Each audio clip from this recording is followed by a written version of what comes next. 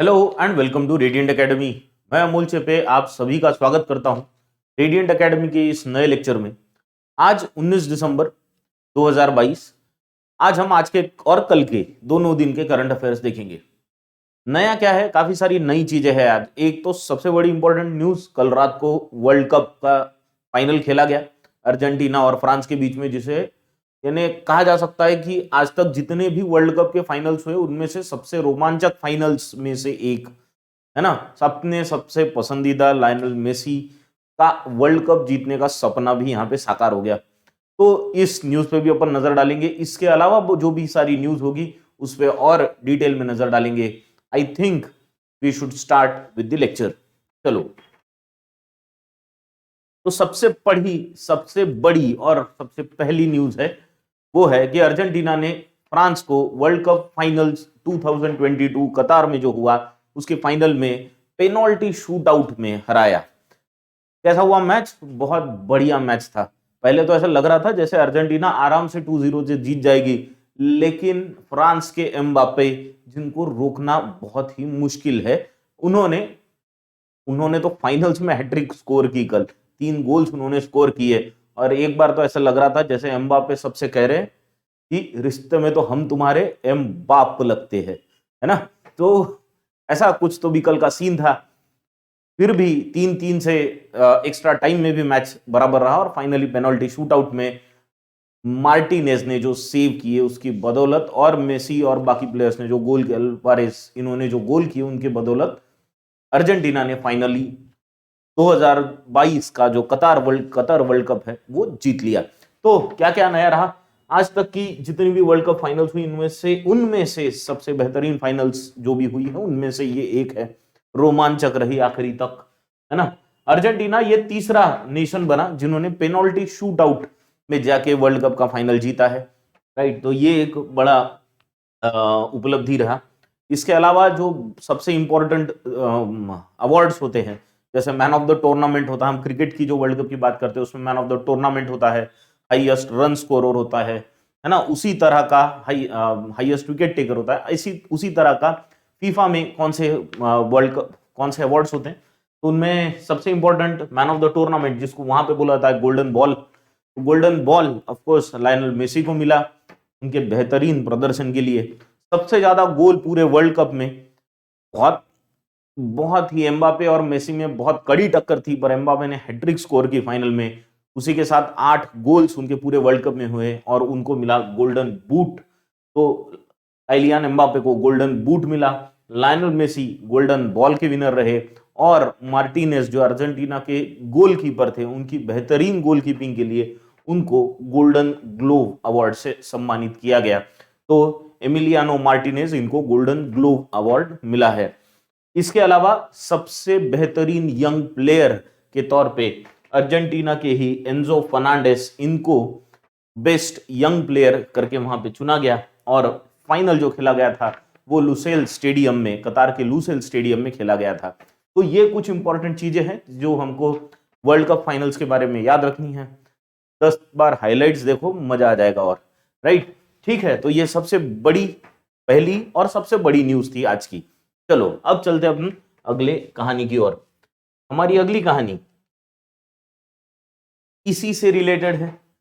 अब football world cup का final शुरू होने से पहले वो जो वर्ल्ड कप की ट्रॉफी थी, वो वर्ल्ड कप की ट्रॉफी को जिसको है ना वर्ल्ड कप की ट्रॉफी को अनवील करना था। अब ये जो वर्ल्ड कप की ट्रॉफी है जो अनवील करनी थी, ये अनवील करने के लिए इंडिया की एक्ट्रेस दीपिका पादुकोण, इनको इनवाइट किया गया था। तो इन्होंने वो ट्रॉफी अनवील की। अकेली नहीं थी, साथ में इनके आइकर कैसिलास भी थे। आइकर कैसिलास ये फाइनल्स में स्पेन के फॉर्मर गोलकीपर रहे हैं। दीपिका पादुकोण को आप सब पहचानते ही हो, है ना। ये जो है ये है उसकी केस जिसमें वर्ल्ड कप की ये ट्रॉफी रखी गई है। अब वर्ल्ड कप की जो ट्रॉफी रखी गई है वो केस जो बनाई है वो लुई विटॉन ने बनाई है, और लुई विटॉन की ब्रांड एम्बेसडर जो है वो दीपिका पादुकोण है। इसलिए इनको बुलाया गया। आपको सवाल होगा इनको ही क्यों बुलाया, तो उसका आंसर दे रहा हूं। इनको ही क्यों बुलाया, क्योंकि ये जो केस डिजाइन की गई है वर्ल्ड कप ट्रॉफी की केस, जिसमें वर्ल्ड कप लाया गया, सेफली लाया गया, तो उस वर्ल्ड कप ट्रॉफी की केस को, ये बाहर की केस को लुई विटॉन ने डिजाइन किया गया था, लुई विटॉन ने डिजाइन किया था, और इसीलिए लुई विटॉन की जो ब्रांड एम्बेसडर है दीपिका पादुकोण, उनको वहां पे ट्रॉफी अनवील करने के लिए बुलाया गया था। ठीक है, आई होप ये एक न्यूज आपको और इसमें मिल गई होगी। चलो अब चलेंगे हम लोग अगली कहानी की ओर। एक और इंपॉर्टेंट न्यूज है ईरान से रिलेटेड।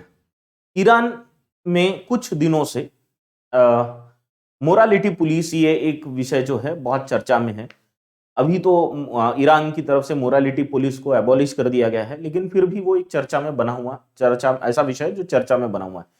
तो इसी के लिए यूनाइटेड नेशन में, यूनाइटेड स्टेट्स ने एक प्रस्ताव लाया था कि जो एक कमीशन है, यूनाइटेड नेशंस की women's commission, sorry United nation की विमेन्स कमीशन जो है, यानी commission on the status of women, इस कमीशन से ईरान को निकाल दिया जाए, यानी उनको वहां से बाहर निकाला जाए, क्योंकि ईरान विमेन के अगेंस्ट वहां पे क्राइम बहुत हो रहे हैं ईरान में, ऐसा यूनाइटेड स्टेट्स का कहना था।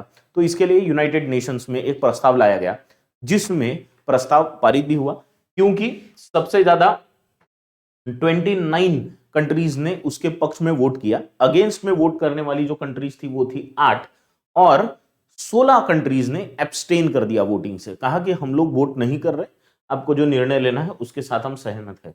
तो 16 कंट्रीज ने एब्सटेन कर गए, और इसमें इंडिया शामिल था।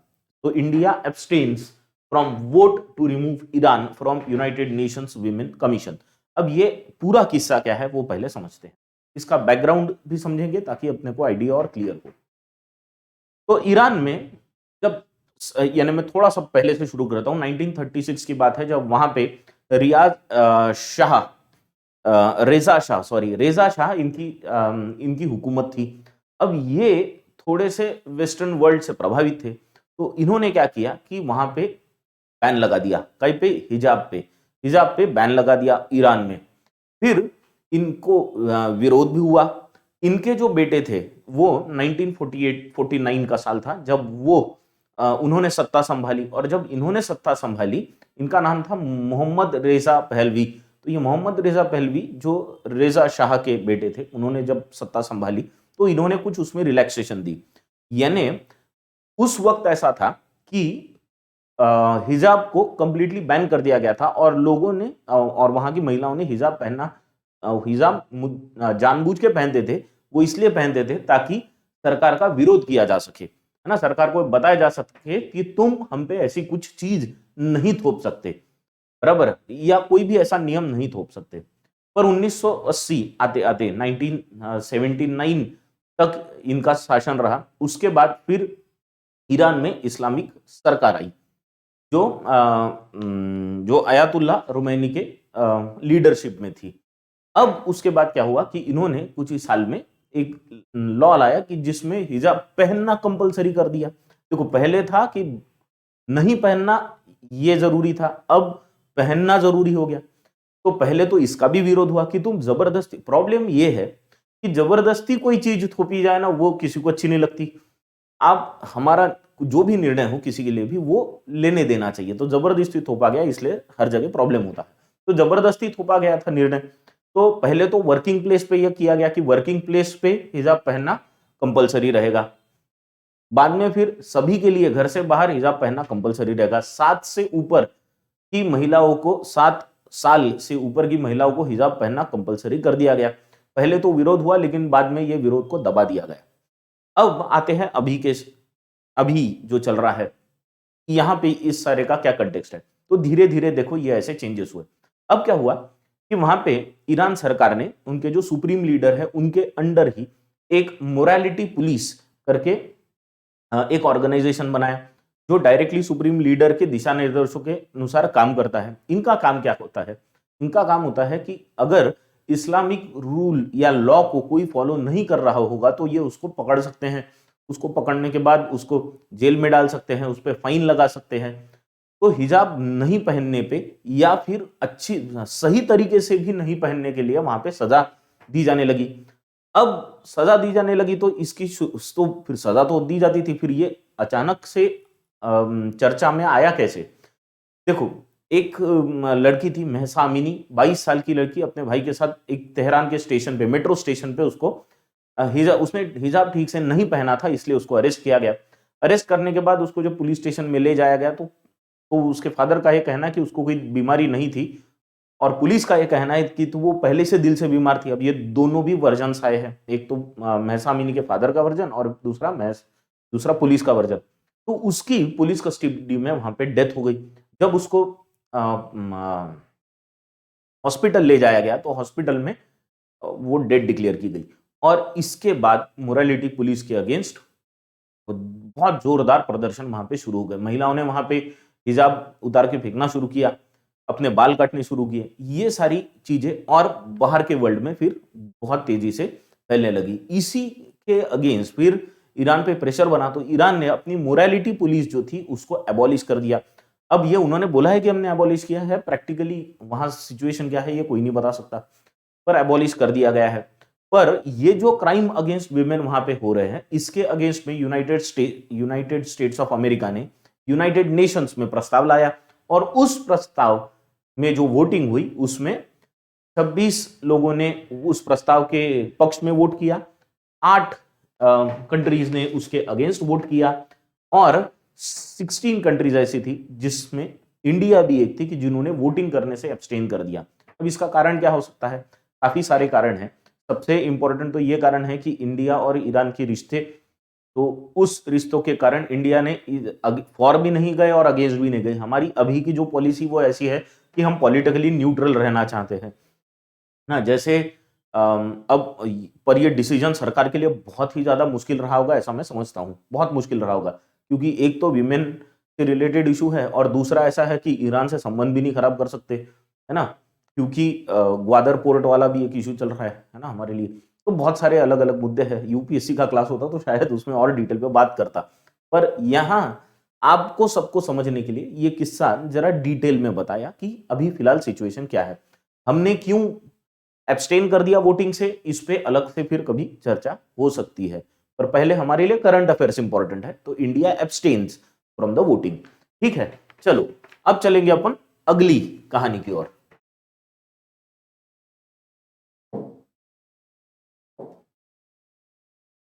अगली कहानी जो हमारी है, अगला किस्सा जो हमारा है वो है डेनमार्क से। डेनमार्क में मैटो फ्रेडरिक्सन इनकी प्राइम मिनिस्टर के पद पे फिर से नियुक्ति हुई है मतलब क्या, री इलेक्टेड हुए हैं, है ना, इनका री इलेक्शन हुआ है। री इलेक्शन क्यों? देखो, पहले ये इलेक्शन के जरिए चुन के प्राइम मिनिस्टर बनी थी, फिर इन्होंने अर्ली इलेक्शन कराए, थोड़े जल्दी इलेक्शन करवाए, और फिर इलेक्शन में फिर से चुन के आई मतलब एक कोalition गवर्नमेंट बनी है, जहां पे इनको 179 टोटल सीट्स है वहां पे, उनमें से 89 सीट्स अभी इनको, इनके तो 50 सीट्स है, इनके पार्टी की 50 सीट्स है, इनको जहां से सपोर्ट मिला है उनसे फिर बाकी की सीट्स लेके टोटल 89 सीट्स लेके इन्होंने सरकार स्थापन की है ना।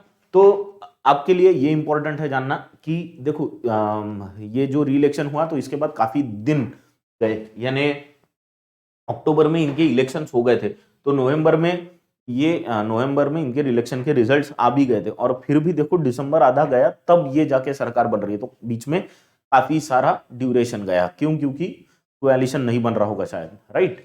तो अपने को ध्यान में क्या रखना है, क्या कि डेनमार्क की अभी जो प्राइम मिनिस्टर है वो कौन है? मैटे फ्रेडरिक्सन, है ना। मैटे फ्रेडरिक्सन बोलो या मैटे फ्रेडरिक्सन बोलो, वो आप पे डिपेंड करता है। इनका डेनमार्क की बात कर ही रहे, तो डेनमार्क है कहाँ पे, आप यहाँ पे देख सकते हो। मैं हमेशा कहता हूँ इंडिया के कंटेक्स्ट में आप रिलेशन देख सकते हो। यहाँ पे इंडिया है और यहाँ पे ये इधर डेनमार्क आपको दिख रहा होगा ना, इधर डेनमार्क है, ये मैटे फ्रेडरिक्सन है। And the other important thing is कि यहाँ का कैपिटल क्या है, तो the capital is Copenhagen, Denmark का कैपिटल।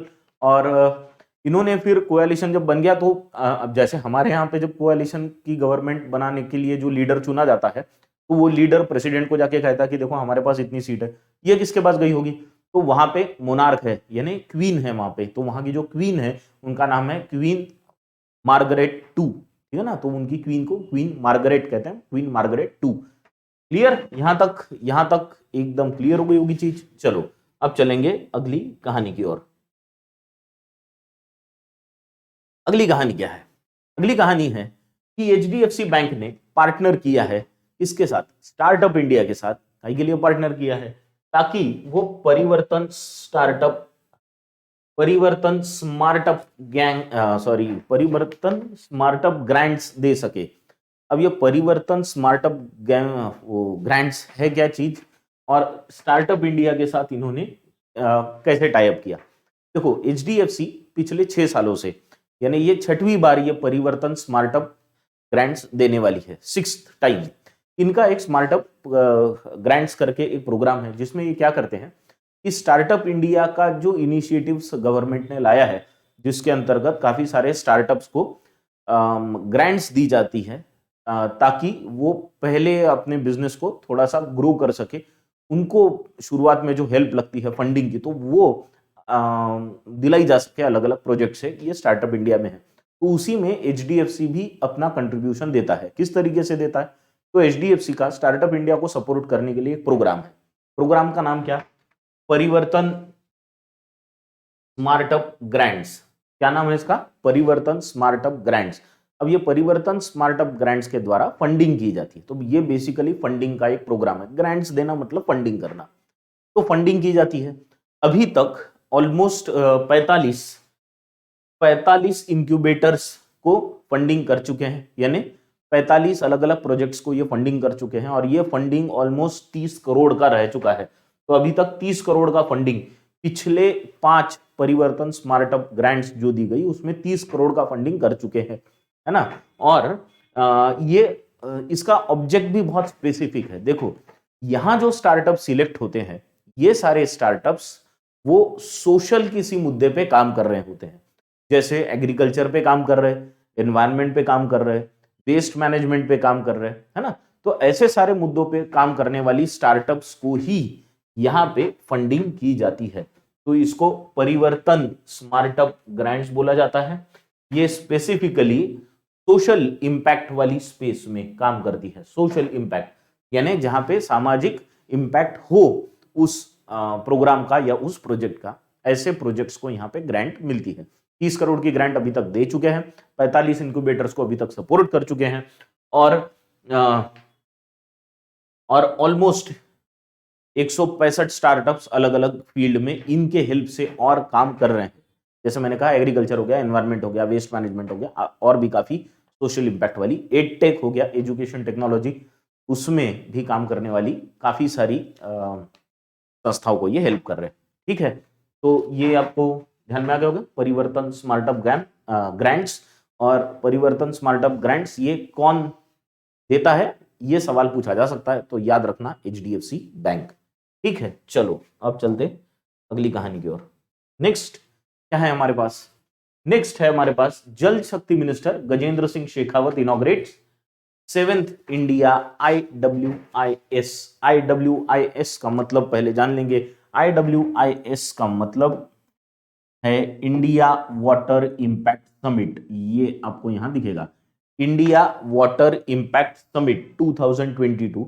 इसका इनॉग्रेशन किसके द्वारा किया गया? तो इसका इनॉग्रेशन किया गया जो जल शक्ति मिनिस्टर है गजेंद्र सिंह शेखावत, इनके द्वारा। ठीक है ना। तो गजेंद्र सिंह शेखावत, हमने कल ही इनका नाम चर्चा में लिया था हमारी लास्ट क्लास में, जब हमने नमामि गंगे प्रोजेक्ट को, जो 10th दुनिया का 10वां फ्लैगशिप रिस्टोरेशन में जो सिलेक्ट हुए थे नमामि गंगे प्रोजेक्ट, उसमें भी हमने नाम लिया था कि ये जो प्रोजेक्ट चलता है ये किसके अंडर चलता है? मिनिस्ट्री ऑफ जल शक्ति के अंदर। तो मिनिस्ट्री ऑफ जल शक्ति के अंडर चलता है, तो मिनिस्ट्री ऑफ जल शक्ति कौन है? तो वो है गजेंद्र सिंह शेखावत, बराबर है। अब इंडिया वाटर इंपैक्ट समिट, ये वाटर से रिलेटेड ही एक समिट है, मतलब मिनिस्ट्री ऑफ जल शक्ति के अंडर आएगा। तो मिनिस्ट्री ऑफ जल शक्ति के अंडर आएगा, तो मिनिस्टर कौन है? गजेंद्र सिंह शेखावत, राइट। तो ये अभी अगर ये समिट हुआ है तो समिट के बारे में हमको 2-4 चीजें पता होना। पहली चीज, कहां हो रही है समिट? तो समिट हो रही है न्यू दिल्ली में, बराबर। पहले और न्यू दिल्ली में कहां पे हो रही है? तो डॉक्टर अंबेडकर इंटरनेशनल सेंटर इन न्यू दिल्ली, यहां पे ये समिट होगा। ठीक है। दूसरी चीज, ये कौन से नंबर का समिट है? तो दिस इज 7th समिट। इससे पहले 6 समिट हो चुके हैं। यहाँ पे 5 P's पे काम होगा। 5 P's कौन से रहेंगे? People, policy, plan, program and project. 5P पे काम होगा, ठीक है। और सबसे इंपॉर्टेंट चीज ये, just give me a second, क्योंकि मुझसे एक चीज, हाँ, और ये कितने दिन का होगा, तो ये होगा 3 दिन का, राइट। तो इंडिया वाटर इंपैक्ट समिट, ये मिनिस्ट्री ऑफ जल शक्ति के अंडर आता है। कहाँ हो रहा है, न्यू दिल्ली में हो रहा है। किसने इनॉग्रेट किया, मिनिस्टर ऑफ जल शक्ति गजेंद्र सिंह शेखावत ने किया, ठीक। तो ये इतनी चीजें एकदम क्लियर हो गई होगी। अभी हम चलेंगे अगले पॉइंट पे। अब बात करेंगे एक फिल्म फेस्टिवल पे। कौन सा फिल्म फेस्टिवल, तो it is called Chennai international film festival, CIFF, है ना, चेन्नई इंटरनेशनल फिल्म फेस्टिवल। तो Chennai international film festival open हो गया।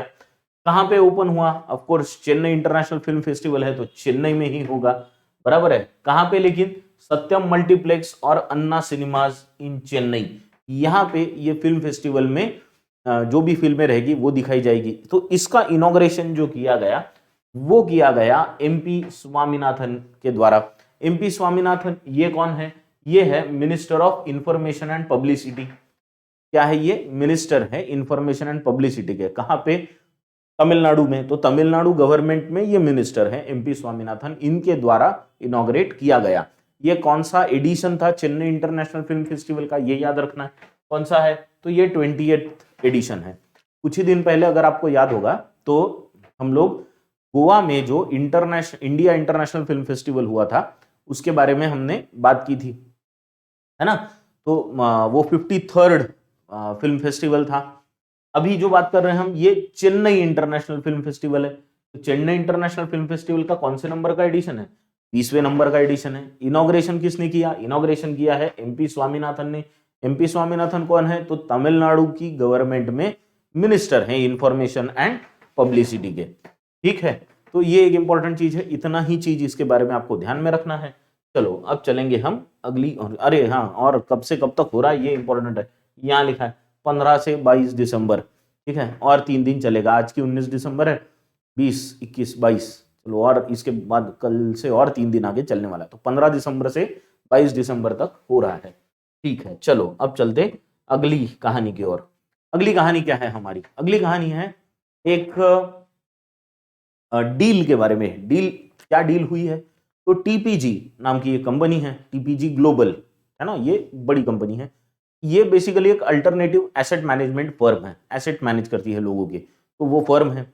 उसने इंडिया से पूनावाला फिनकॉर्प, ये एक कंपनी है, सॉरी, एक कंपनी है पूनावाला फिनकॉर्प, है ना। तो ये पूनावाला फिनकॉर्प जो है, इनकी एक सब्सिडरी है जिसका नाम है पूनावाला हाउसिंग फाइनेंस कंपनी, है ना। पूनावाला फिनकॉर्प नाम की पेरेंट कंपनी है, उसकी एक सब्सिडरी है पूनावाला हाउसिंग फाइनेंस कंपनी। तो पूनावाला हाउसिंग फाइनेंस कंपनी को पूनावाला फिनकॉर्प ने बेचने की सोची, तो TPG ने उसको खरीदने की सोची, तो इनकी डील फाइनल हो गई। डील कितने में फाइनल हुई, तो वो हुई है 3,900 करोड़ में, ठीक है ना। 3,900 करोड़ का वैल्यूएशन निकला है। तो 3,900 करोड़ के वैल्यूएशन पे भी TPG Poonawalla housing finance company को खरीदेगी। पूनावाला हाउसिंग फाइनेंस कंपनी करती क्या है, तो ये बेसिकली अफोर्डेबल हाउसिंग के लिए लोन्स देती है ना, सस्ते लोन्स देने की बात करती है, सस्ते लोन्स देती भी होगी ऑफ कोर्स। तो ये तो हाउसिंग फाइनेंस कंपनी है, बेसिकली RBI के अंडर रजिस्टर्ड है, हाउसिंग फाइनेंस करती है। और इसको अब कौन खरीदेगा, TPG ग्लोबल खरीदेगा। इसकी पेरेंट कंपनी कौन थी, तो Poonawalla Fincorp was the parent company of Poonawalla housing finance company. पहले तो ये 1,000 करोड़ पहले इन्वेस्ट करेंगे और फिर धीरे धीरे करके बाकी की अमाउंट देंगे, ऐसा डील में आया है, ठीक है। तो आपको अगर इस पे सवाल बनेगा तो सवाल यही बनेगा कि Poonawalla housing finance corporation company को किसने खरीदा, तो याद रखना TPG ग्लोबल ने खरीदा। और डिफिकल्ट ही करना है क्वेश्चन को तो ये पूछा जा सकता है कि डील कितने के वैल्यूएशन पे हुई, तो वैल्यूएशन 3,900 करोड़ का है, ठीक। चलो अब चलेंगे हम लोग अगली कहानी की ओर। अगली कहानी है इसरो ने किए हुए धांसू इनकम के बारे में ना। इंडियन स्पेस रिसर्च ऑर्गेनाइजेशन, ये यानी ये हमारे लिए बहुत गर्व की बात है जब भी हम इसरो के बारे में बात करते हैं। दुनिया में जितनी भी डेवलप्ड कंट्रीज की स्पेस एजेंसीज है, उनके साथ compete करने वाली हमारी ये एजेंसी। अब इन्होंने बहुत धांसू कमाई की है। कहां से की है? तो इसरो ने 1100 करोड़ रुपए 1100 करोड़ रुपए पिछले 5 साल में कमाए। कहां से कमाए और किस चीज से कमाए? इन्होंने ये फॉरेन लॉन्चेस से कमाए। फॉरेन लॉन्चेस मतलब इन्होंने फॉरेन के सैटेलाइट्स, फॉरेन कंट्रीज के सैटेलाइट्स को लॉन्च करके 1100 करोड़ की कमाई की है। बड़ी कमाई है पिछले 5 सालों में। और ये बड़ी तब लगेगी जब आपको ध्यान में आएगा कि अभी तक टोटल इसरो ने कितनी कमाई की है। आज तक इसरो ने जितनी भी एडिशनल कमाई की है वो है 1830 करोड़। जब से बनी तब से 1830 करोड़ कमाए, और अभी पिछले ही 5 सालों में उसमें से 1100 करोड़ की कमाई की है। यानी सिर्फ 630 करोड़ की कमाई इससे पहले इसरो के द्वारा की गई थी, पर ये उनके लिए अब एक नई अपॉर्चुनिटी लाया है। दो, इनका एक कमर्शियल सेगमेंट है। ये कमर्शियल सेगमेंट में इसरो क्या करता है कि इसके 2 लॉन्च व्हीकल्स है। कौन से हैं? एक तो है PSLV और दूसरा है GSLV MK3। तो पोलर सैटेलाइट लॉन्च व्हीकल और दूसरा है global geo synchronous launch vehicle MK3। अब ये जियो सिंक्रोनस लॉन्च व्हीकल जो है, इसको अभी LVM3 कहा जाता है। तो LVM3 को ही पहले GSLV MK3 कहा जाता था। ये 2 लॉन्च सैटेलाइट्स हैं। ये 2 लॉन्च सैटेलाइट्स के द्वारा फिर बाकी के कंट्रीज की सैटेलाइट्स को अंतरिक्ष में पहुंचाया जाता है। तो कितने सैटेलाइट्स को अभी तक पहुंचाया है? देखो, जनवरी 2018 से लेके नवंबर 2022 तक इसरो ने 177 फॉरेन सैटेलाइट्स को लॉन्च किया है। 177 foreign satellites have been launched by ISRO so far, and these 171 satellites have been from 19 different countries। 19 अलग अलग कंट्रीज से है, जिनमें यूनाइटेड स्टेट्स भी शामिल है ना। तो ये सारी कंट्रीज के सैटेलाइट्स हमने लॉन्च किए हैं और इसी से 1100 करोड़ रुपए कमाए। देखो, अगर हमारी कोई एजेंसी जो बहुत अच्छा काम कर रही है, वो अलग अलग सोर्सेस से और कमाई भी करे, तो इससे अच्छी बात कोई हो नहीं सकती। चलो, अब चलते हम लोग अगली कहानी की ओर। नेक्स्ट पॉइंट क्या है हमारा? नेक्स्ट पॉइंट है सॉवरेन गोल्ड बॉन्ड्स के बारे में, जो आरबीआई 2 ट्रांचेस में इशू करने वाली है। अब यहां पे देखो क्या दिया है, RBI to issue 2 tranches of sovereign gold bonds in December and March. तो दिसंबर और मार्च में 2 ट्रांचेस में सोवरेन गोल्ड बॉन्ड्स इशू करेगी। अब यहाँ पे कुछ चीजें, ये ट्रांचेस क्या है या सोवरेन गोल्ड बॉन्ड्स क्या है ना, ये सारी चीजें, तो इस पे हम थोड़ा सा डिटेल में देखेंगे। पहली तो चीज है ट्रांचेस। ट्रांचेस मतलब क्या होता है? आप पोर्शंस या हिस्से समझिए, बराबर है। मैंने एक बार कोई चीज इशू की आज, तो वो एक ट्रांच हो गया। उसके बाद मैं कुछ दिन बाद और फिर से करूं तो दूसरा हो गया। लेट्स अज्यूम कि मैंने आपके लिए बैंकिंग की एग्जाम्स के लिए इंग्लिश के लेक्चर्स हैं, और वो इंग्लिश के लेक्चर्स मैंने सारे रिकॉर्ड कर लिए, या बैंकिंग अवेयरनेस के लिए लेक्चर्स रिकॉर्ड कर लिए। Let's say the number of lectures that I have recorded is 30 मैंने लेक्चर्स रिकॉर्ड कर लिए, और मैं 5 लेक्चर्स पहले रिलीज करता हूं, फिर 5 लेक्चर्स बाद में रिलीज करता हूं, फिर 5 लेक्चर बाद में रिलीज करता हूं। तो ये मैं 5-5 लेक्चर्स के ट्रेंचेस में रिलीज कर रहा हूं, ऐसा समझिए, हिस्से या पोर्शंस। ठीक है, एक चीज। दूसरी चीज, अब ये सॉवरेन गोल्ड बॉन्ड्स क्या किस्सा है? देखो, सरकार ये गोल्ड बॉन्ड्स जो इशू करती है वो सरकार करती है, तो भारत सरकार इशू कर रही है, आरबीआई सिर्फ वो करा रही है। ठीक है ना। तो गोल्ड बॉन्ड्स जो है वो सरकारी है, गवर्नमेंट इशू करती है, और आरबीआई के थ्रू इशू किया जाता है। तो यहाँ पे आरबीआई जो लिखा है वो भी सही है, लेकिन गवर्नमेंट ही इशू करती है, आरबीआई द्वारा इशू करती है। ये समझ गए? होता क्या है, अगर मुझे गोल्ड खरीदना है, लेट से अपने को गोल्ड खरीदना है। पहले कैसा होता था कि सोना जब हम लेके, पहले क्या होता था, लोग अंगूठी वगैरह पहन के, बहुत पुराने जमाने की बात, लोग गोल्ड की अंगूठी, चेन, ऐसी चीजें जब ट्रैवल करते थे तो ले जाया करते थे। क्यों? क्योंकि इतनी सारी कैश साथ में ले जाना पॉसिबल नहीं था। तो गोल्ड एक ऐसी करेंसी थी वो टाइम पे कि जो इजीली लिक्विडेट हो जाती थी। कि आप कहीं भी बाहर गए बहुत सारा बिजनेस करने के लिए, वहां गोल्ड की अंगूठी बेच दिए और उसके अगेंस्ट जो भी आपको सामान लाना है वो लाके लेके आए। लेकिन आजकल गोल्ड को संभालना बहुत मुश्किल हो गया है, बराबर। कैसे? तो अगर आपको लेट से अगर आपको गोल्ड खरीदना है तो उसके साथ काफी सारी रिस्क अटैच्ड है। कैसे कैसे? कि आपने मार्केट से जाएंगे गोल्ड लेंगे तो वो रखना कहाँ पे है, फिर आप सोचेंगे कि चलो लॉकर में रखते हैं, लॉकर में रखेंगे तो लॉकर के चार्जेस अलग, मतलब गोल्ड की कॉस्ट बढ़ गई। दूसरा, गोल्ड जब आप खरीदते हो तो एक तो बिस्किट खरीदते हो, कॉइन खरीदते हो या ज्वेलरी के फॉर्म में खरीदते हो, तो ज्वेलरी आप खरीदते हो तो मेकिंग चार्जेस पड़ेंगे, प्यूरिटी पे भी उसके डाउट होता है, तो काफी सारी चीजें होती है। अब जब गवर्नमेंट से हम लोग गोल्ड बॉन्ड्स खरीदते हैं तो वो फिजिकल गोल्ड नहीं होता, वो होता है पेपर के फॉर्म में कि इतने इतने का आपने खरीद लिया। अब ये ऐसा नहीं है कि आप 2.5 ग्राम खरीद सकते हो, नहीं, आपको 1 ग्राम के मल्टीपल में खरीदना पड़ेगा, यानी 1 ग्राम, 2 ग्राम, 3 ग्राम, 4 ग्राम, और मैक्सिमम एक साल में 4 kg का आप खरीद सकते हो। ये ऐसा भी सरकार ने बोला, आरबीआई ने बोला 4 kg से ज्यादा नहीं खरीद सकते, हाँ, एक साल में तो 4 kg मैक्सिमम खरीद सकते हो। तो ये गोल्ड बॉन्ड्स फिजिकल गोल्ड लेने से पेपर बेस्ड गोल्ड है, ऐसा समझिए कि आपके पास पेपर आ गया कि हाँ आपके पास गोल्ड है। बेस्ट एग्जांपल, आपके पास जो एटीएम कार्ड है, वो एटीएम कार्ड में आपको पता है ना कि कितने पैसे हैं। एटीएम कार्ड का यूज करके आप पैसे निकाल सकते हो या पैसे डिपॉजिट भी कर सकते हो। तो खाते में जो पैसे हैं वो आपने अकाउंट में रख दिए और एटीएम कार्ड द्वारा वो चलता है।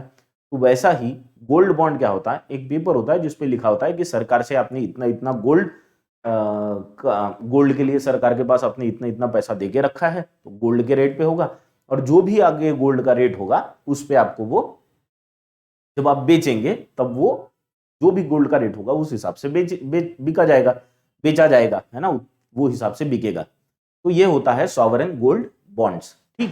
तो इसको सरकार, इसको आरबीआई इशू करती है और अलग अलग ट्रेंचेस में इशू करती है। तो इनके नाम क्या है अभी जो इशू कर रहे हैं, तो वो है 2022-2023 की सीरीज है ये। और ये 22-23 की जो सीरीज है उस सीरीज में पहले तो सीरीज 3 अभी आ रही है जो आज 19 दिसंबर से चालू हो गई, ये और 4-5 दिन चलेगा। उसके बाद फिर मार्च में इसका सीरीज 4 आएगा, है ना, ये सीरीज 4 आएगा, तो ये 6 मार्च से लेकर 10 मार्च तक चलेगा। एक्चुअली ये 5 दिन के लिए चलता है, तो 19, 20, 21, 22 और 23 दिसंबर तक, यानी 5 दिन के लिए ये अभी चलेगा दिसंबर में, और फिर मार्च में चलेगा 6 तारीख से, तो 6 मार्च, 7, 8, 9 और 10 मार्च, तो 5-5 दिन के लिए विंडो ओपन होती है। उसके लिए जो भी प्राइस है वो फिक्स होता है, वो सरकार या आरबीआई पहले ही बता देती है कि ये प्राइस पे हम लोग उसको बेचेंगे। लेट से अभी 5,685, 5,385 आई थिंक जो भी प्राइस है उसका वो डिसाइड किया है। तो अब ये इन 5 दिनों में रेट सोने का चाहे बढ़े या कम हो, वो रेट्स इन 5 दिनों के लिए सेम रहेगा, आपको उसी कीमत पे एसजीबी यानी सॉवरेन गोल्ड बॉन्ड्स मिलेंगे, ठीक है। तो this is the entire thing. अब ये मिलेंगे कहां से? एक तो आप ऑनलाइन खरीद सकते हो, आपके जो डीलर्स हैं वहां से ले सकते हो, या फिर और कहां से मिल सकते हैं? तो आपको मिल सकते हैं ये कोई भी शेड्यूल्ड कमर्शियल बैंक से मिल सकते हैं। आपको लेना है तो स्टॉक होल्डिंग कॉर्पोरेशन से ले सकते हो आपको लेना है तो आप क्लियरिंग कॉर्पोरेशन ऑफ इंडिया से ले सकते हो, या फिर एनएसई और बीएसई जैसे स्टॉक एक्सचेंज से भी आप ये ले सकते हो, ठीक है। तो ये चीज सॉवरेन गोल्ड बॉन्ड्स के बारे में 2 ट्रांचेस में इशू हो रहा है, मतलब क्या हो रहा है ये समझ गया। तो पहला हिस्सा अभी आ रहा है 19 दिसंबर से लेकर 23 दिसंबर तक। एक हिस्सा जो चौथी सीरीज रहेगी वो हिस्सा कब आएगा? 6 मार्च से लेकर 10 मार्च तक, ठीक है। आई थिंक यहां तक ये चीजें एकदम क्लियर हो गई होंगी। अब चलेंगे अपन अगले कहानी की ओर। अगली कहानी है ग्लोबल फूड सिक्योरिटी इंडेक्स, यानी ग्लोबल फूड सिक्योरिटी इंडेक्स का रिपोर्ट जारी हुआ है। जारी किसने किया? इसको जारी किया है द इकोनॉमिस्ट ने। इकोनॉमिस्ट क्या है ये? तो इकोनॉमिस्ट बेसिकली एक वीकली है ना, ब्रिटिश वीकली है। तो ये एक ब्रिटिश वीकली है द इकोनॉमिस्ट। इसने ये रिपोर्ट पब्लिश की है। अब ये रिपोर्ट का नाम क्या है? ग्लोबल फूड सिक्योरिटी इंडेक्स, है ना। और इसको दुनिया भर में फूड सिक्योरिटी के हिसाब से कंट्रीज को रैंक किया गया है। तो टॉप की जो 10 कंट्रीज की रैंकिंग है उनमें सबसे ऊपर जो है वो है फिनलैंड, फिर है आयरलैंड, फिर है Norway, France, Netherlands, Japan, Canada, Sweden, UK और पोर्तुगल। ये हो गई टॉप 10 कंट्रीज।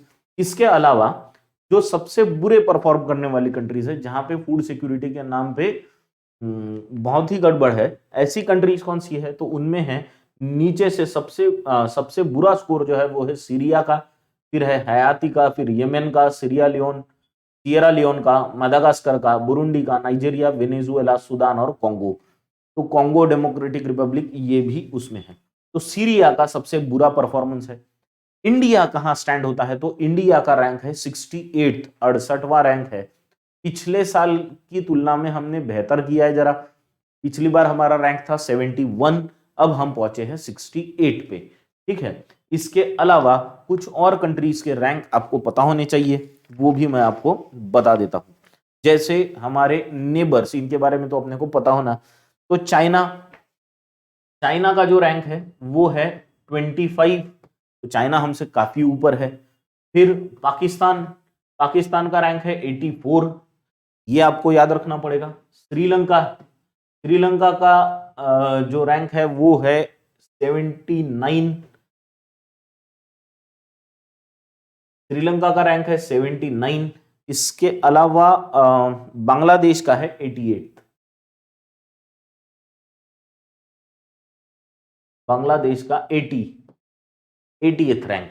तो इंडिया 68 नंबर पे है ना, और 113 कंट्रीज की जो लिस्ट है उसमें 68 पे है। और ये बाकी फिर एशियन कंट्रीज के हमारे जो नेबर्स है उनके रैंक्स भी यहाँ पे आपको दे दिए गए, ताकि अगर इन पे भी अगर सवाल आए तो आपको ये पता रहे। अब ये ग्लोबल फूड सिक्योरिटी इंडेक्स जो है, ये काय के बेसिस पे, यानी ऐसे कौन सी चीजें हैं जिनके बेसिस पे इसको निकाला जाता है या पॉइंट्स किया जाता है या मार्किंग की जाती है इसकी, तो इसके अलग अलग पैरामीटर्स है। उन पैरामीटर्स में एक पैरामीटर होता है अफोर्डेबिलिटी, कि आपके यहाँ जो खाना मिलता है वो कितना अफोर्डेबल है ना।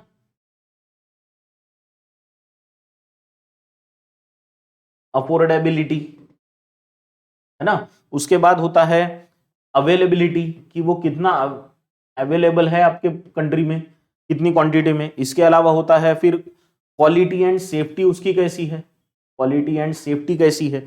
इसके अलावा नेचुरल रिसोर्सेस और रेजिलियंस कितना है, नेचुरल रिसोर्सेस और रेजिलियंस।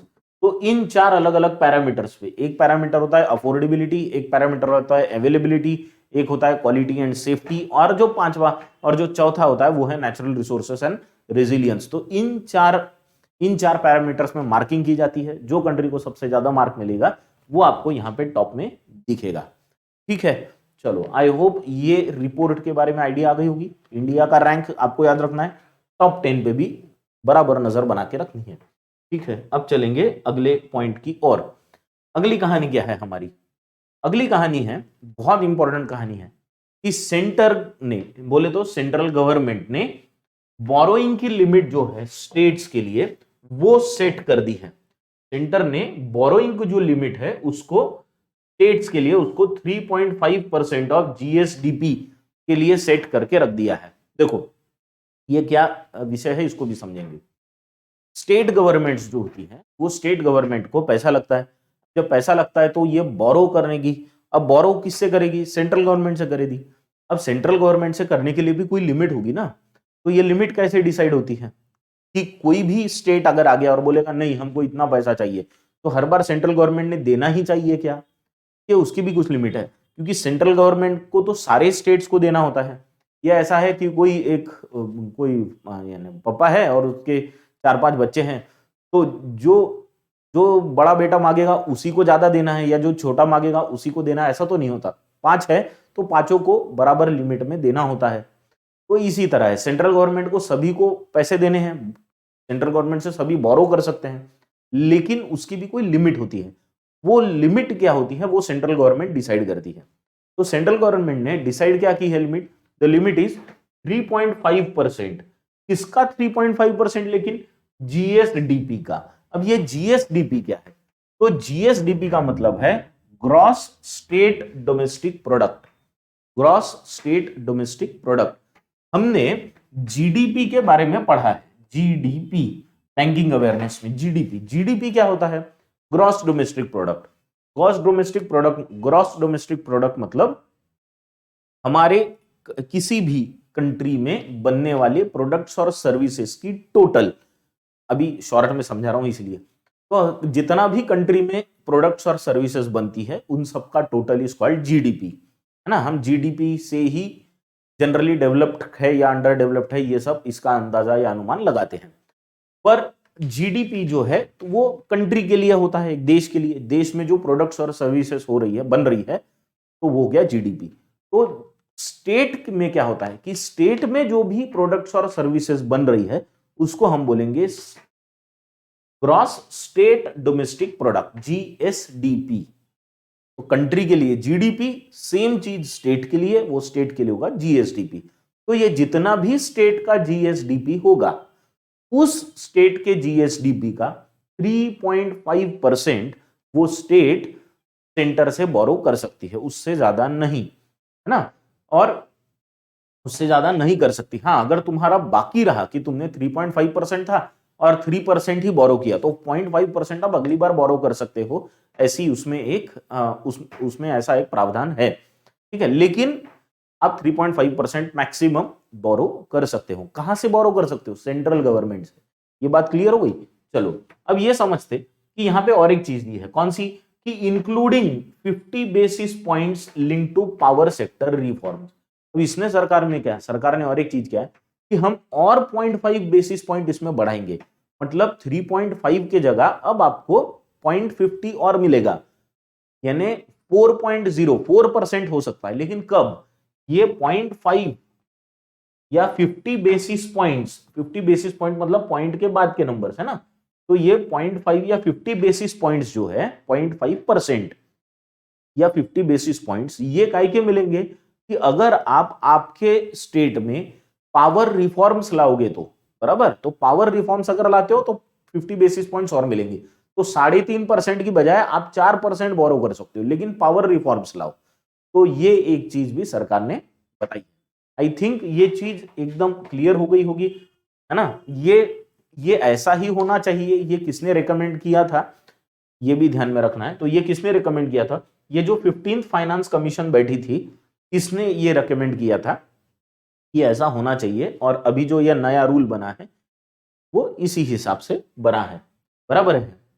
तो कोविड के टाइम पे क्या हुआ था कि स्टेट गवर्नमेंट ने, सेंट्रल गवर्नमेंट ने स्टेट्स को थोड़ी ज्यादा की परमिशन दी थी, पर अब उसको लिमिट कर दिया गया है 3.5% पे, और 50 बेसिस पॉइंट्स काय के रहेंगे एडिशनल, वो रहेंगे पावर सेक्टर में रिफॉर्म्स के। एक्चुअली स्टेट गवर्नमेंट्स का सेंट्रल गवर्नमेंट को ये कहना है कि हमको थोड़ा ज्यादा बोरो करने के लिए लिमिट चाहिए, यानी ज्यादा बोरो करने की लिमिट और मिलनी चाहिए, पर सेंटर की भी कुछ मजबूरियां होती है और स्टेट्स की रिक्वायरमेंट तो हमेशा ज्यादा होती ही है, ठीक है। चलो, तो ये अगले साल के लिए होगा, जो भी होगा वो, ठीक है। चलो अब चलते हैं अगले पॉइंट की लोग। आगे क्या है हमारे पास? अगली कहानी है टेनिस से रिलेटेड। अब इस साल खत्म हो गया, तो साल खत्म हो गया तो इंटरनेशनल टेनिस फेडरेशन जो है इसने वर्ल्ड चैंपियंस कौन कौन बने इनके नाम घोषित किए, है ना।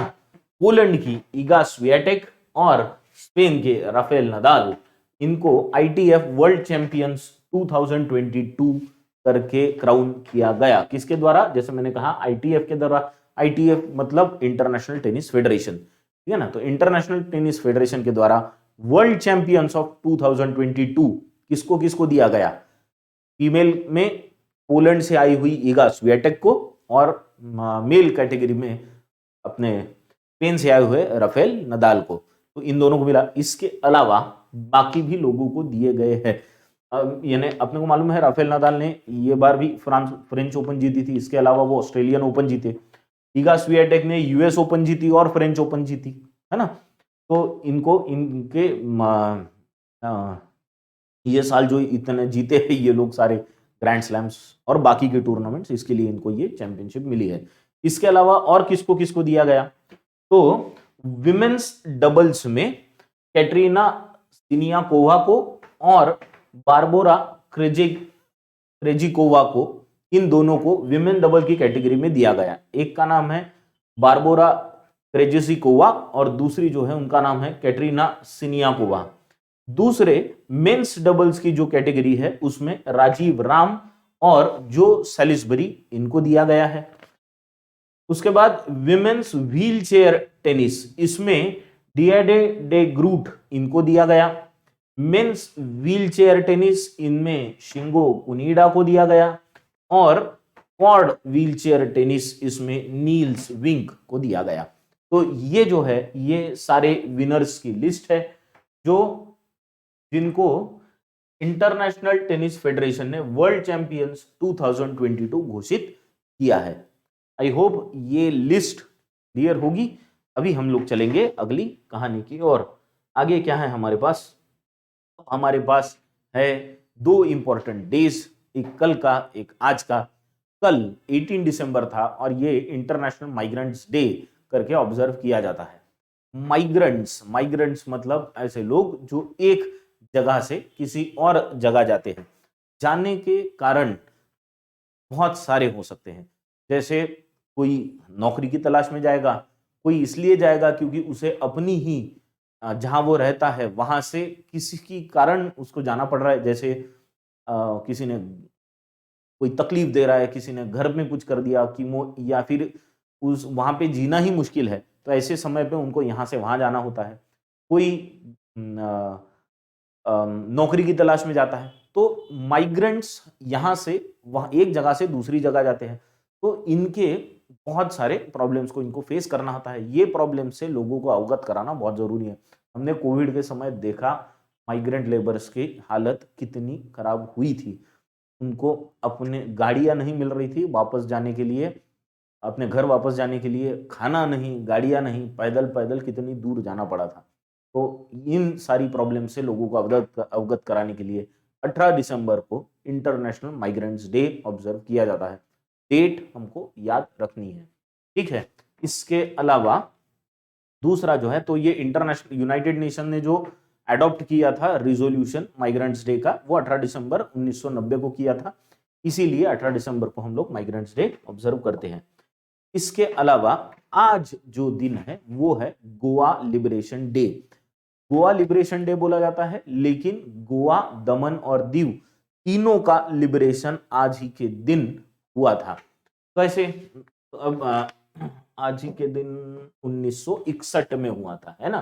देखो, गोवा ब्रिटिश रूल के अंडर था नहीं, गोवा, दमन और दीव ये थे पोर्तुगीज के अंडर, तो पोर्तुगल के अंडर थे। अब पोर्तुगल के जो डिक्टेटर थे उनसे हमने जब पूरा इंडिपेंडेंस मिला 1947 में इंडिया को, तो इंडिया ने बोला कि गोवा भी हमारा ही हिस्सा है, ये भी आप वैसे ही अच्छे से छोड़ के चले जाओ।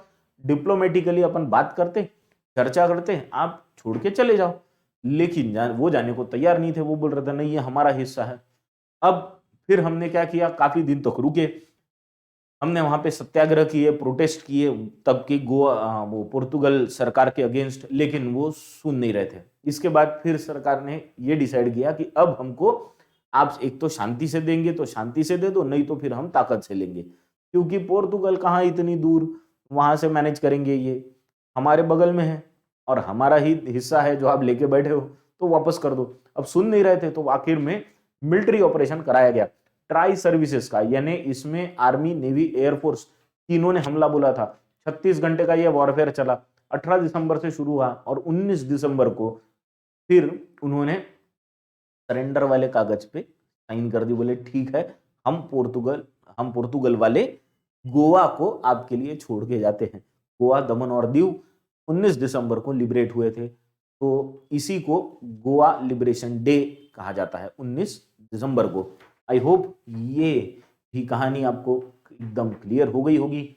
अब हमारे पास आखिरी में क्या है, तो ये तो लास्ट स्लाइड है, इसके बाद क्या है हमारे पास आखिरी, वो है आज के लिए क्वेश्चंस। तो 5 क्वेश्चंस है, पांचों क्वेश्चंस के आंसर आपको कमेंट बॉक्स में देने हैं, तो जल्दी जल्दी दे देना। क्या है सवाल? सबसे पहला सिंपल सा है, गोल्डन ग्लोब अवार्ड किसने जीता है? कल ही फीफा वर्ल्ड कप 2022 खत्म हुआ, तो उसमें गोल्डन ग्लोब अवार्ड किसने जीता? इसका आंसर आपको कमेंट बॉक्स में देना है। इसके अलावा किसको डेनमार्क का पीएम करके रीइलेक्ट किया है, इनका नाम आपको कमेंट बॉक्स में बताना है। इसके अलावा LVM-3 ये जो लॉन्च व्हीकल है जो कमर्शियल सेगमेंट में इसरो यूज कर रही है, तो ये LVM-3 को पहले क्या कहा जाता था मैंने आपको बताया, तो उसका नाम आपको मुझे बताना है, ठीक है। इसके अलावा ये जो ग्लोबल फूड सिक्योरिटी इंडेक्स की जो रिपोर्ट आई है, जो मैंने कहा द इकोनॉमिस्ट इन्होंने पब्लिश की है, उसमें पहले 10 कंट्रीज में एकलौती एशियन कंट्री कौन सी है, ये आपको बताना है। और फाइनली एक टर्म जो मैंने आखिरी कुछ स्लाइड्स में आपको बताई, GSDP, इसका फुल फॉर्म आपको बताना है, ठीक। तो ये हो गई आज की सारी करंट किस्से, करंट कहानियां। इसी के साथ हम यहां रुकेंगे। Thank you very much.